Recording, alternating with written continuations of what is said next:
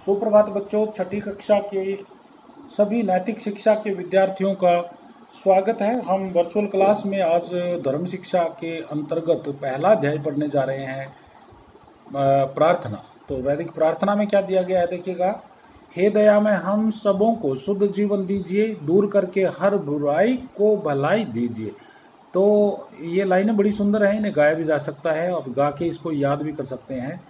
ऐसी कृपा और अनुग्रह हम पे हो परमात्मा, हो सभी बच्चे बड़े इस देश के धर्मात्मा। तो जैसे ये देखें, हे दया में हम सबों को शुद्ध जीवन दीजिए, दूर करके हर बुराई को भलाई दीजिए। ऐसी कृपा और अनुग्रह हम पे हो परमात्मा, हों सभी बच्चे बड़े इस देश के धर्मात्मा। तो इस तरह से आप अलग अलग पद्य को अपनी खुद की लय अंतरा मुखड़ा बना करके गा सकते हैं। आप स्वयं भी इसका अभ्यास कर सकते हैं। तो बड़ा मधुर है ये, आप इसका आनंद लें।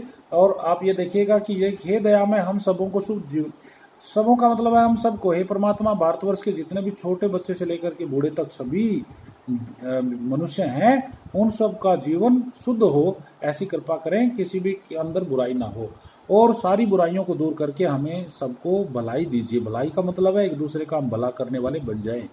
ऐसी कृपा और अनुग्रह हम पे हो परमात्मा। हे भगवान, आपकी ऐसी हम पर दया हो कि इस देश के छोटे बच्चे से लेकर के बड़े तक, बच्चे बड़े सब के सब धर्मात्मा बन जाएं, यानी धर्म के मार्ग पर चलने वाले आत्मा बन जाएं।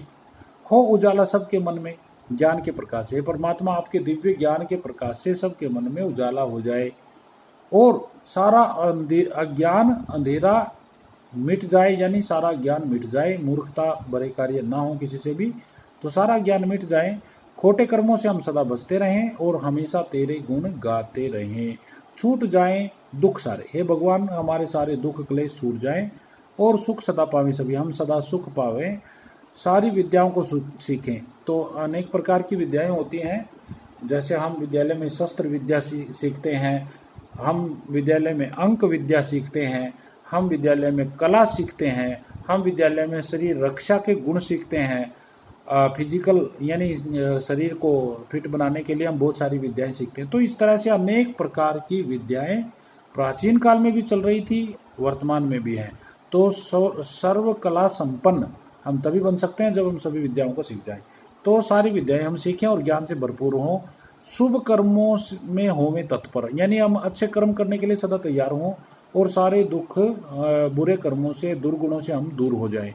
हमारा जो भारतवर्ष है वो यज्ञ हवन से सुगंधित हो, अर्थात हमारा सारा वातावरण यज्ञ हवन से, हम नित्य यज्ञ हवन करें जिससे वातावरण सुगंध से परिपूर्ण हो जाए और यहाँ की वायु, यहाँ का जल, अन्न सब सुख देने वाला हो जाए, सारे क्लेश मिट जाए।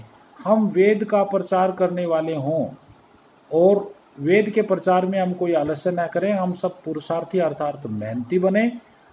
होवे आपस में प्रीति, हम सब में आपस में प्यार हो, हम एक दूसरे के साथ प्यार से बरतें, एक दूसरे को हम चाहें, एक दूसरे का भला देखें। हम परमार्थी बने, अर्थात हम परिश्रमी मेहनती बने, एक दूसरे की भलाई करने वाले बने, हम बुराई करने वाले ना बने।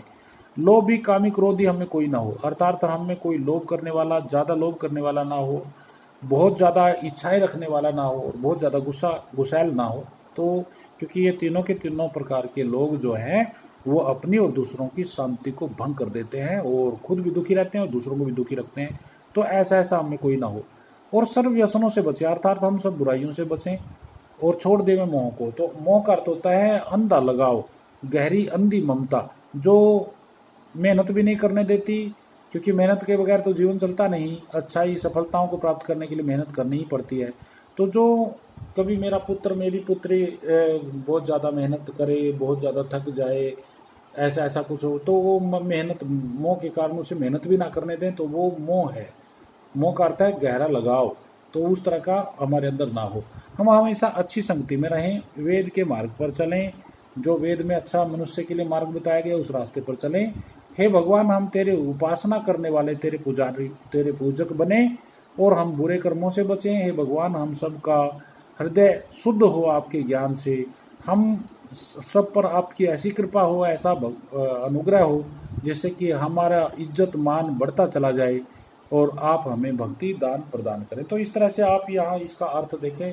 इसका अर्थ अगर ये जो है ये इसका व्याख्या को अच्छे से समझें, इसको गा के इसका अभ्यास करें, ये आपने इसमें करना है। इसके बाद इसके शब्दार्थ आप देख सकते हैं। इसमें शब्दार्थ जो दिए हुए हैं, यहाँ दया में का अर्थ है दयालु भगवान, कृपा और अनुग्रह का अर्थ है दया, उजाला रोशनी, अविद्या अज्ञान, खोटे कर्म बुरे कर्म है, कलेश कष्ट है, पुरुषार्थी मेहनती, प्रीति प्रेम।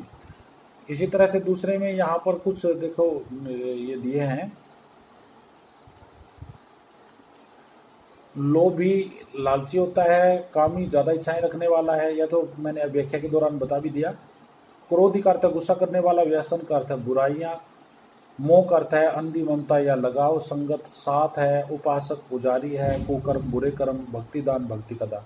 तो इस तरह से ये आप तैयार करें। इसके जो अगली वीडियो होगी उसमें इस लेसन में 10 प्रश्न बनाए गए हैं छोटे छोटे एक लाइन के, वो आपने कॉपी में लिखने और उसको तैयार करना है।